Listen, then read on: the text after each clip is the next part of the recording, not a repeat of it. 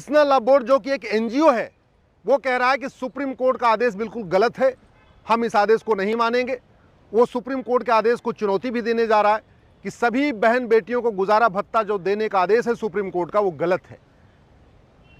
मैं पहले भी कई बार कह चुका हूं, शरीर में अगर कोई गांठ बन जाए उसको जल्दी से जल्दी निकाल देना चाहिए। अगर गांठ वो लंबे समय तक रहती है वो कैंसर बन जाती है। भारत में ऐसे ही बहुत सारे संगठन जो पहले छोटी छोटी गांठ के रूप में थे, अब वो कैंसर बन चुके हैं। चाहे वो पीएफआई हो, चाहे पर्सनल लॉ बोर्ड हो, लक्ष्य सबका एक है, 2047 तक भारत में गजवा हिंद करना, भारत को एक कंप्लीट इस्लामिक राष्ट्र बनाना। समाधान तू मैं नहीं है, समाधान आरोप प्रत्यारोप नहीं है, नूरा कुश्ती नहीं है, बतौलेबाजी नहीं है। शाम की टीवी की मीडिया में डिबेट जीतने से कुछ फर्क नहीं पड़ेगा, फर्क पड़ेगा कानून बनाने से। हमारे संविधान का आर्टिकल 11 कहता है कि भारत में एक नागरिकता कानून होना चाहिए, यूनिफॉर्म सिटीजनशिप कोड होना चाहिए। हमने आज तक बनाया नहीं। सबसे पहले सरकार को एक यूनिफॉर्म सिटीजनशिप कोड बनाना चाहिए और उसमें सेट कर देना चाहिए कि जो प्रियम्बल में लिखा हुआ है संविधान के, इक्वलिटी को नहीं मानेगा, जस्टिस को नहीं मानेगा, लिबर्टी को नहीं मानेगा, फ्रेटर्निटी को नहीं मानेगा, यूनिटी को नहीं मानेगा, नेशनल इंटीग्रेशन को नहीं मानेगा, जो लिबर्टी ऑफ थॉट्स नहीं मानेगा, लिबर्टी ऑफ बिलीफ को नहीं मानेगा, उसको भारत की नागरिकता नहीं मिलेगी। अगर ऐसा कर देते तो बाकी ये जितने गांठें बनी है ना, ये गांठें तब ठीक हो गई होती। ये गांठें इसलिए चल रही हैं कि हमने संविधान के जो प्रावधान हैं उनको भी नहीं इंप्लीमेंट किया, उनका ठीक से इंटरप्रिटेशन में नहीं किया। हमने धर्म को रिलीजन समझ लिया, रिलीजन को धर्म समझ लिया है, जबकि धर्म और रिलीजन में जमीन आसमान का अंतर है। धर्म जोड़ता है, रिलीजन तोड़ता है, लेकिन हमने धर्म को रिलीजन समझ लिया।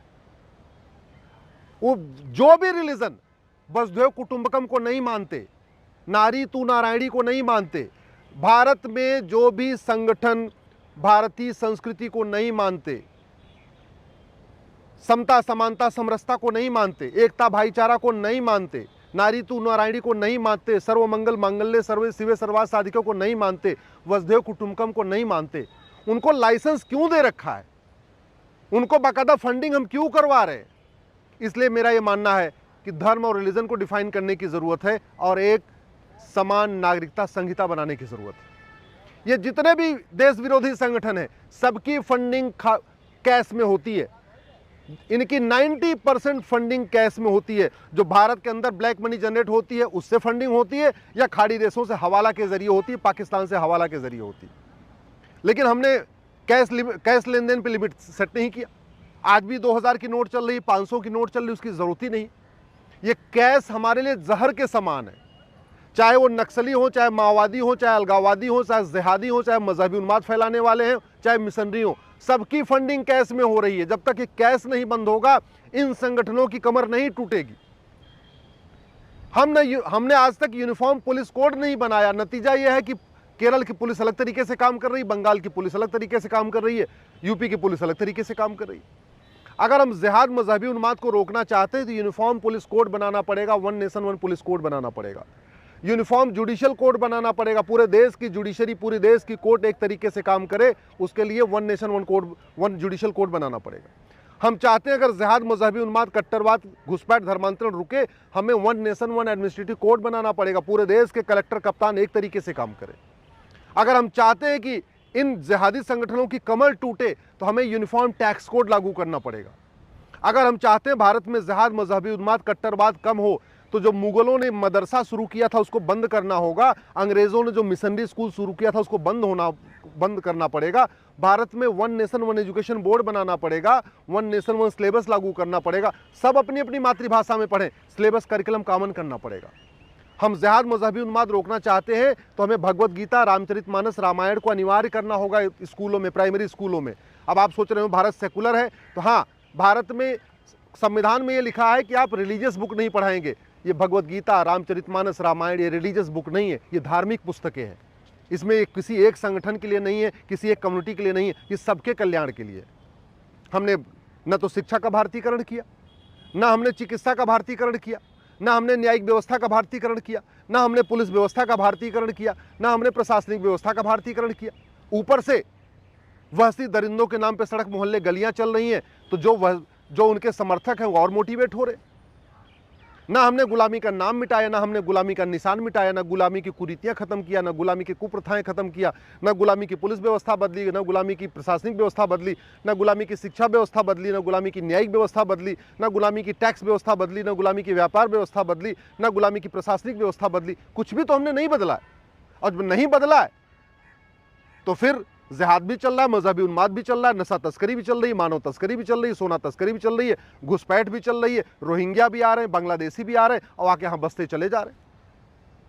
बाहर की फंडिंग कांग्रेस ने 2010 में यहां पे फंडिंग कराने के लिए कानून बनाया एफसीआर, हमने उसको खत्म नहीं किया तो देश विरोधी एनजीओ, देश विरोधी पत्रकारों, देश विरोधी कलमकारों, देश विरोधी लेखकों, बुद्धिजीवियों को फंडिंग आज भी हो रही है।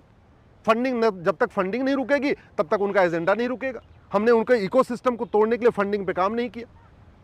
भारत के अंदर जो ब्लैक मनी जनरेट हो रही है, नशे जो ड्रग स्मगलिंग के जरिए कहाँ जा रही है, वो भारत को बर्बाद करने में खर्च हो रही है, वो यहाँ पे यंग जनरेशन को बर्बाद करने में खर्च हो रही है। नशा तस्करी के कारण, अश्लीलता के कारण हमारी यंग जनरेशन बर्बाद हो रही है। घुसपैठ और धर्मांतरण, जनसंख्या विस्फोट के कारण डेमोग्राफी बदल रही है। नतीजा क्या है? नतीजा यह है कि भारत के 9 राज्यों में खत्म हो चुके हैं, भारत के 200 जिलों में खत्म हो चुके हैं, तहसील के हिसाब से भारत की 1500 तहसीलों में खत्म हो चुके हैं। और आज भी तू मैं आरोप प्रत्यारोप, नूरा कुश्ती, बतौलेबाजी, बस धरातल पे काम नहीं हो रहा जिससे कि ये रुकेगा। एक बात याद रखिएगा, मठ मंदिर बनाने से हिंदू नहीं बचेगा। अगर मठ मंदिर बनाने से हिंदू बचता तो अफगानिस्तान में आज भी हिंदू राष्ट्र होता, पाकिस्तान में भी सारे हिंदू रहते, बांग्लादेश में भी हिंदू रहते। हिंदू बचेगा तब मठ मंदिर बचेगा। और हिंदू कैसे बचेगा? वो जब घुसपैठ रुकेगी, धर्मांतरण रुकेगा, जनसंख्या विस्फोट रुकेगा। हमने घुसपैठियों और उनके मददगारों की 100% संपत्ति जब्त करने, नागरिकता खत्म करने, आजीवन कारावास, फांसी देने के लिए कानून नहीं बनाया। हमने धर्मांतरण कराने वाले जिहादियों, मिसरियों की और उनके मददगारों की 100% संपत्ति जब्त करने, नागरिकता खत्म करने, आजीवन कारावास, फांसी देने के लिए कानून नहीं बनाया। हमने हम दो, हमारे दो, सबके दो अनिवार्य करने के लिए कानून नहीं बनाया तो 10-10, 12-12, 14-14, 15-15 बच्चे पैदा हो रहे। हमने काम नहीं किया है। मैं बार बार कह रहा हूं, ये एयरपोर्ट बनाने से, हाईवे बनाने से, बुलेट ट्रेन बनाने से, वंदे भारत चलाने से न घुसपैठ रुकेगी, न धर्मांतरण रुकेगा, न जनसंख्या विस्फोट रुकेगा। विकास करने से अगर मजहबी उन्माद रुकता तो फ्रांस में आग नहीं लगती। विकास करने से मजहबी उन्माद रुकता तो आज यूरोप बर्बादी की तरफ नहीं बढ़ रहा होता। विकास से मजहबी उन्माद नहीं रुकता है। मजहबी उन्माद रुकता है चीन के रास्ते पे, मजहबी उन्माद रुकता है इजराइल के रास्ते पे। आखिर जितनी पत्थरबाजी भारत में होती है, जितने दुनिया भर के नारे, भारत विरोधी नारे लगाए जाते हैं, कभी आपने सुना कि चीन में चीन विरोधी नारे लगाए जाते हो? कभी आपने सुना कि चीन की रेलवे की पटरियों के किनारे झुग्गियां बन रही हो? कभी आपने सुना कि चीन के एयरपोर्ट के चारों तरफ अवैध कब्जा किया जा रहा है? कभी आपने सुना कि चीन के पार्कों में अवैध निर्माण हो रहा है? वहां नहीं हो रहा तो यहां क्यों हो रहा है? क्या चीन के शासक ज्यादा अच्छे हैं? क्या नहीं, चीन के कानून ज्यादा अच्छे हैं। अभी अमेठी में नारे लगे देश विरोधी, केरल में नारे लगे देश विरोधी, बिहार में नारे लगे देश विरोधी। हमने चीन में ऐसा कभी नहीं सुना। मैं देश के सभी सांसदों से निवेदन कर रहा हूं, माननीय प्रधानमंत्री से निवेदन कर रहा हूं, आप इसकी गंभीरता को समझिए। आपने वो सारे काम किए जिसको कभी भारत के लोगों ने सोचा नहीं था। आपने हाईवे बनाया, बुलेट ट्रेन चलाई, एयरपोर्ट बनाए, वंदे भारत चलाई, ये बहुत अच्छा है।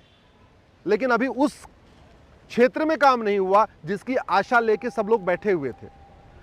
भारत के टैक्स पेयर, भारत के राष्ट्रवादी, भारत को मानने वाले, वो बाकी सब चीजें नहीं उनको चाहिए थी। उनको चाहिए थी कि गुलामी, वहशी, दरिंदों के नाम पे जो सड़क मोहल्ले गलियां वो बदलें। भारत का टैक्स पेयर, भारत के सभी राष्ट्रवादी चाह रहे थे कि गुलामी की शिक्षा व्यवस्था बदले, शिक्षा का भारतीयकरण हो। भारत के टैक्स पेयर जो राष्ट्रवादी वो चाह रहे थे कि गुलामी का नाम हटे, गुलामी का निशान हटे, गुलामी की कुरीतियां खत्म हो, गुलामी की कुप्रथाएं खत्म हो, गुलामी की शिक्षा बदले, गुलामी की चिकित्सा बदले, गुलामी की पुलिस व्यवस्था बदले, गुलामी की न्यायिक व्यवस्था बदले, गुलामी की प्रशासनिक व्यवस्था बदले, गुलामी की टैक्स व्यवस्था बदले, गुलामी की व्यापार व्यवस्था बदले, गुलामी की अर्थव्यवस्था बदले। भारत जो राष्ट्रवादी हैं, जो भारत को मानते हैं, भारत को माता मानते हैं, वो मूल रूप से चाह क्या रहे थे? उनको फ्री का बिजली नहीं चाहिए, फ्री का पानी नहीं चाहिए, ना उनको अनाज चाहिए, कुछ नहीं चाहिए।